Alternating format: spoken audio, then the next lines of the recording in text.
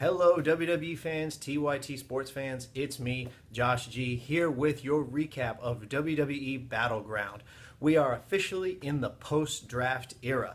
So SmackDown Live is officially a go, and that's going to be starting this Tuesday live on television to directly compete against Raw. At least that's the purpose. If you remember, quite a few years ago, the WWE had a draft when they were flush with so much talent from WCW to ECW. Some things worked, some things didn't. So what's it going to be like this time? Almost every major sport has a draft, and certain things like the NFL makes a really big deal out of the draft. So I was kind of hoping that WWE would structure their draft sort of like that. But there are really weird rules about this draft because Raw is longer. They got more picks for every 2 picks SmackDown got. Raw got 3 picks, and tag teams could be taken as a whole unless the manager didn't want them. There were some very strange rules in there, but in the end, it is what it is. So it's really hard to argue against a draft that takes place in the world of sports entertainment. But if they're trying to further blur that line between sports and entertainment, time will only tell if the draft ends up being a good idea or not. It didn't work out too well last time because everything eventually just migrated back to Raw anyway. And they're really trying to put the focus on SmackDown. So Battleground was going to be the first test because this was going to be the final pay-per-view before this brand split officially becomes a thing and people start actually caring about it. So we had the kickoff show, the Usos versus Brie Xango. You can just throw that one away. Brie Xango got the win. I have no idea why Tyler Breeze or Fandango are even in the WWE. They were not ready to be called up. In my personal opinion, I don't think they should even be up here. They should have stayed in NXT. They just don't belong on the main roster. There's no place for them. So we kicked off with Charlotte and Dana Brooke versus Sasha Banks and her surprise guest, which made the most sense. It was Bayley. Bayley is incredibly over in NXT. She's incredibly popular. She's a hugger. Everybody loves Bayley, so she brings a lot of energy into the ring. And so everybody was super excited to see her. She had a pretty good performance out here. It wasn't, completely fantastic and over the top, but it was enough to satisfy the crowd. And it also, Sasha Banks also got the win over Charlotte. Now, she didn't get the belt, but she is going to get an opportunity, possibly at SummerSlam, to face her one-on-one for the title. And hopefully she's victorious too, because I think the WWE has missed a great opportunity with whatever they've done with Charlotte as the champ. It's just not working. It's time to put it on somebody else and let Sasha Banks take over and hopefully do better things with it. But the fact that they allowed women to open up the show shows a lot of confidence in the women's division, and that they're at least trying to put it more on the forefront. Next, we had the New Day and the Wyatts. The most compelling part of this story was Xavier Woods and his sudden fear of the Wyatt family and how all of a sudden he couldn't joke around anymore because they just got him so terrified. And they had this confrontation in the woods that was very strange, kind of like a Matt Hardy, a Brother Nero kind of knockoff thing. And so it was going to be interesting to see whether or not Xavier Woods could come out on top. And towards the end, he and Bray Wyatt had a stare down, and he seemed to kind of freeze in the middle of the ring. And then he snapped out of it and was able to overcome his own personal fears, so to speak. Unfortunately, he couldn't overcome the Wyatts as they ganged up on him while the other members of the New Day were already outside the ring and pinned him. New Day gets the win. Again, titles didn't change hands, so I'm sure this is not the last we'll see of this feud. Third was Rusev and Zack Ryder. To me, Rusev is like a boring Brock Lesnar. He wins almost 99% of the time, but there's really no gimmick to him other than that. Okay, he's this unstoppable monster, and that's pretty much it. He just doesn't have the personality Brock Lesnar does, and that's not saying much. So I didn't expect Zack Ryder to win this match at all, and spoiler alert, he didn't. Rusev completely destroyed him. However, for some reason, Mojo Rawley comes out. If you don't know who Mojo Rawley is, Mojo Rawley was Zack Ryder's tag partner in NXT. They were these like Jersey Shore bros and things, these Long Island guys and all this weird stuff. So he comes out and has this weird stare down with Rusev, and then Rusev just kind of stares at him and gives him this look like, okay, and then he just leaves, which is probably the most appropriate reaction to Mojo Rawley coming in and yelling at you. So Rusev has already won the match, so he just leaves, and that was it. I think they just needed an excuse to have Mojo run out, and I don't know if this means he's officially going to be on the main roster now or what, but to me, Mojo is just as exciting as Zack Ryder facing off Rusev, meaning not very much. Next, we got the match of the night.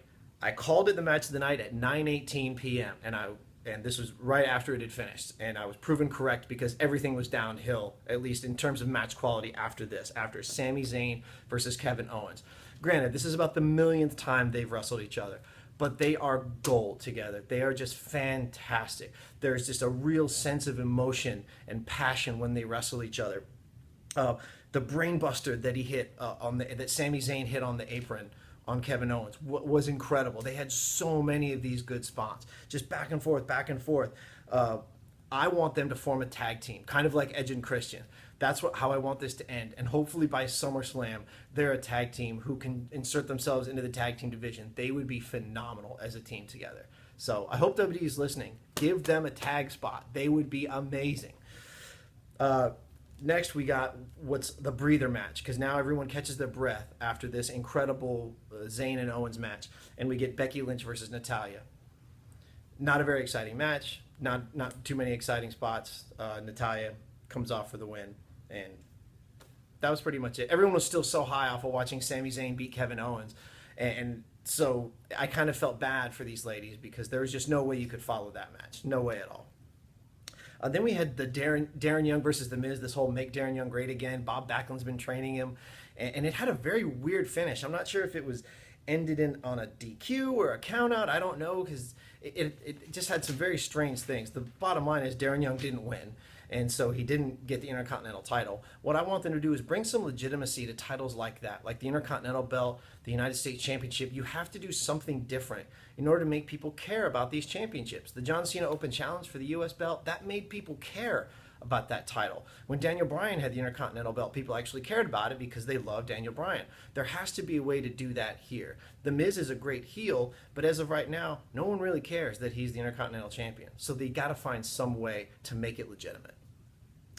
Next, we have probably the two most over guys in the business right now, Enzo and Cass and John Cena versus the Club. This was a perfect pairing because if you're not a John Cena fan, you're probably an Enzo and Cass fan. So here you are rooting for John Cena by default. So it was a great trick that the WWE gets to pull, is that even if you don't like him, you're still cheering for him because they've paired him with the two most over guys in the company right now.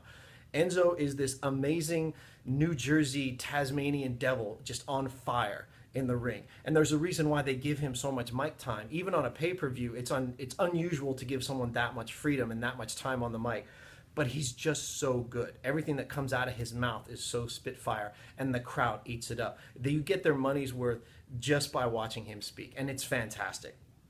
I made the comment, this is how cults are started. Watch Enzo's introduction and how everybody follows along with what he says and his hand motions and all that stuff. And then, just be careful.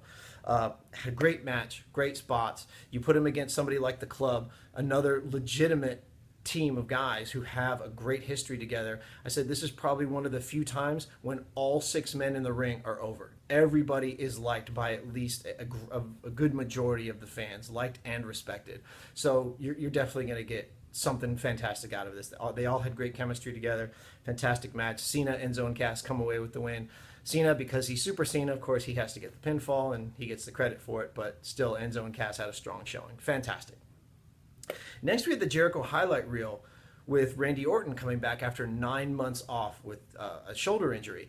And it was really not that interesting until Randy Orton said two things that were interesting. First of all, they said, okay, well, why are you going up against Brock Lesnar? And he said, because I've been gone for so long, I need to fight someone legitimate. I need to fight the biggest guy in the business in order to be considered, some kind of a legitimate match. I can't fight somebody like Fandango. Ooh, okay. Kind of an insult to Fandango, but that's okay. But that wasn't the worst of it. That was just kind of a slight little insult. But then later on, he was talking about going to Suplex City and how Brock Lesnar is probably going to suplex him 20 times in their match. And he said, well, it only takes one RKO to get to Viperville. And here I quote, no enhancements needed, unquote. A not so subtle dig at Brock Lesnar's recent failed drug test for the UFC. So I don't know if that was cleared beforehand or if Randy just decided to throw that in there, but a not so subtle insult against Brock Lesnar. And I'm sure Lesnar will have plenty to say about that when they have their match. Highlight reel goes as they normally go. It ends with Randy Orton giving Chris Jericho an RKO. And that leads us into the main event, the match that everybody has been wanting to see for a really long time. All three members of the Shield finally facing off against each other.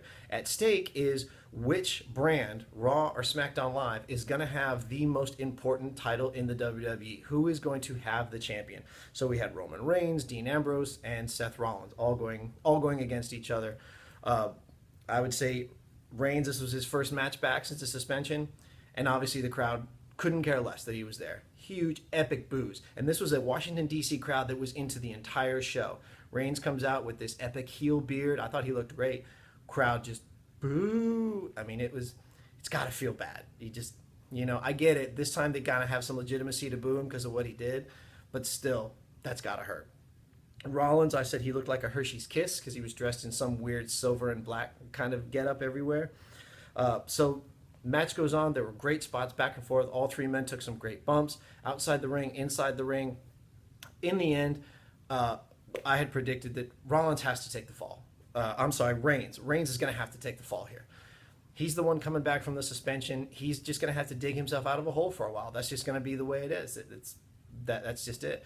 And sure enough, Dean Ambrose hits the dirty deeds on Roman Reigns, covers him. Dean Ambrose is still your champion. This means that the WWE World Heavyweight Championship is on SmackDown Live. So all of the people who had been drafted to SmackDown Live come out. They kept showing shots of the SmackDown locker room, the Raw locker room watching, because they're trying to make this a big deal, trying to make it important that the champ, whichever show they're on, is somehow the legit show. And that makes the most sense, to put the championship on SmackDown, because SmackDown has always been considered the B show. So in order to make it legitimate, you have to put bigger stars on there, like John Cena. You have to put the champ on there, like Dean Ambrose, at least for a while. At least try to get it built up. This past week, SmackDown had some of the highest ratings they've ever had. I believe they outperformed Raw, actually. And that was mostly because of the draft and stuff like that. Whether or not they'll be able to sustain those ratings, that's going to be the challenge. That's what WWE is going to try to do.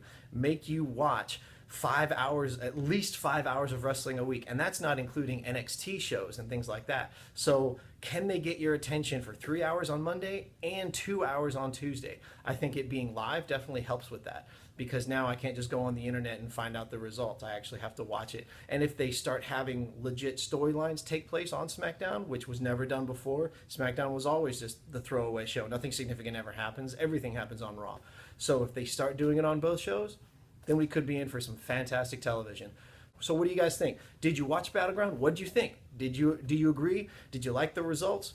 What did you think? Did you think some of the matches were great? I still say that the Zayn Owens match was the best one of the night. Do you agree with that? Did you think there was something better? What do you think about the brand split going forward? Let me know in the comments below. As always, I will comment and respond back to every single one of them. Follow me on Twitter. We can talk wrestling stuff all day, all night, as much as you guys want.